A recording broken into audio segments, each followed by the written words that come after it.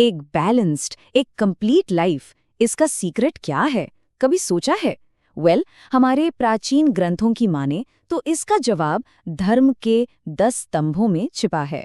तो चलिए आज साथ मिलकर समझते हैं कि इन स्तंभों के पीछे का ज्ञान आखिर है क्या। तो सबसे पहले इस गहरी बात से शुरू करते हैं।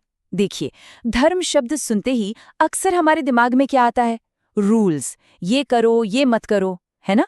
पर असल में ये उससे कहीं ज्यादा गहरी चीज है। ये कोई रूल बुक नहीं है। ये तो कह सकते हैं एक तरह की कॉस्मिक पावर है, एक ऐसा बैलेंस जो लाइफ की हर चीज को अपनी जगह पर टिकाए हुए है। तो ये कोई बंधन नहीं, बल्कि जीने का एक बहुत ही खूबसूरत तरीका है। और इसी बैलेंस को पाने के लिए 10 पिलर्स यानी 10 स्तंभों की बात की गई है। और इन्हें ना किसी कमांड या रूल की तरह मत देखिए, इनको समझिए एक मजबूत वेल लिव्ड लाइफ की फाउंडेशन, उसकी नींव। तो चलिए एक एक करके इन सभी को करीब से देखते हैं। तो आज हम इन 10 स्तंभों को 3 मेन सेक्शंस में समझेंगे। सबसे पहले हम बात करेंगे उन पिलर्स की जो हमारे इनर स्ट्रेंथ को बिल्ड करते हैं। फिर हम देखेंगे वो गुण जो हमारे एक्शंस, हमारी बाहरी दुनिया के साथ इंटरैक्शन को गाइड करते हैं। और आखिर में हम उन पिलर्स को जानेंगे जो हमें हायर विजडम यानी असली ज्ञान की तरफ ले जाते हैं और एक पूरी लाइफ का रास्ता दिखाते हैं। ओके, तो शुरू करते हैं हमारे पहले सेक्शन से, पिलर्स ऑफ इनर स्ट्रेंथ।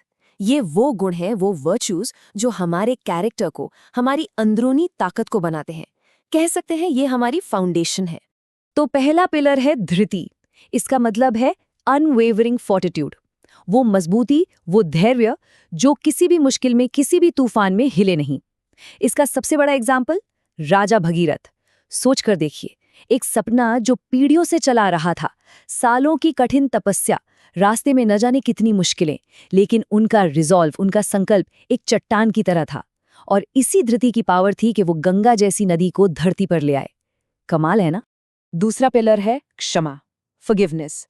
और इसकी ताकत को समझने के लिए महर्षि वशिष्ठ की कहानी देखिए। सोचिए, उन पर बार बार हमले किए गए, उन्हें नुकसान पहुंचाने की हर कोशिश हुई, पर उनका जवाब हमेशा शांति और क्षमा। और ये समझना बहुत जरूरी है कि ये कोई वीकनेस नहीं थी। अरे, ये तो इतनी बड़ी पावर थी कि इसने आखिरकार उनके दुश्मन का दिल ही पिघला दिया, उसे बदल कर रख दिया। इसके बाद आता है दम यानी सेल्फ कंट्रोल। और राजा ययाति की कहानी, अरे ये तो आज के जमाने में भी बिल्कुल फिट बैठती है। उन्होंने दुनिया का हर सुख भोगा, हर डिजायर पूरी की, पर आखिर में क्या समझा? यही कि इच्छाएं, डिजायर्स एक ऐसे कुएं की तरह हैं जो कभी नहीं भरता। आप जितना उसमें डालते जाते हैं वो उतना ही और खाली होता जाता है। रियल पीस, असली शांति उन्हें भोग में नहीं बल्कि सेल्फ रिस्ट्रेंट यानी आत्मसंयम में मिली। ऑलराइट, तो ये थे इनर स्ट्रेंथ के पिलर्स। अब चलते हैं अपने दूसरे सेक्शन पर, पिलर्स ऑफ मॉरल एक्शन। ये वो गुण हैं जो ये तय करते हैं कि हम दुनिया के साथ, दूसरों के साथ कैसे इंटरैक्ट करते हैं, हमारे एक्शंस को क्या चीज़ गाइड करती है। तो चौथा पिलर है अस्तेय। अब अस्तेय का मतलब सिर्फ चोरी न करना नहीं है, ये उससे बहुत गहरा है। इसका असली मतलब है ओनरशिप का सम्मान करना, नियमों का सम्मान करना। युधिष्ठिर की वो कहानी याद है ना, जब वो और उनके भाई प्यास से मर रहे थे, लेकिन फिर भी उन्होंने उस सरोवर के नियमों को नहीं तोड़ा। अपनी जान से ज्यादा जरूरी उन्होंने धर्म को समझा। ये होता है अस्तेय। पांचवा पिलर है शौच यानी प्योरिटी, पवित्रता। लेकिन रुकिए, ये प्योरिटी भी दो तरह की है। एक होती है बाहरी जो दिखती है, और दूसरी होती है भीतरी जो मन में होती है। तो सवाल ये है कि इन दोनों में से ज्यादा इंपॉर्टेंट कौन सी है?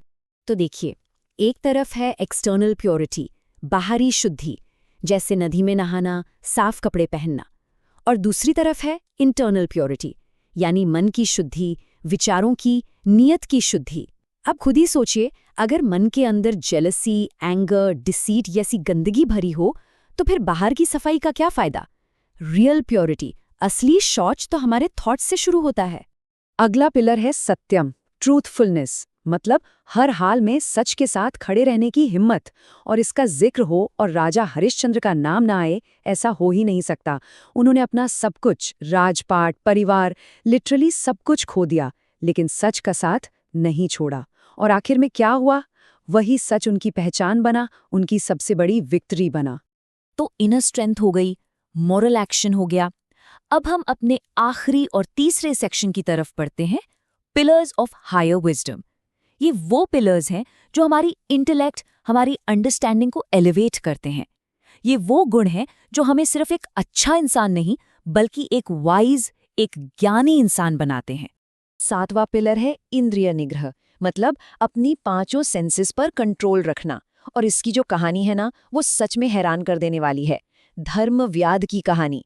पेशे से वो एक बुचर थे, एक कसाई, लेकिन अपने काम के प्रति उनकी डेडिकेशन और अपनी सेंसेस पर उनका कंट्रोल इतना कमाल का था कि उन्होंने बड़े बड़े स्कॉलर्स को भी ये सिखा दिया कि असली ज्ञान, असली विजडम किसी प्रोफेशन या स्टेटस पर डिपेंड नहीं करता।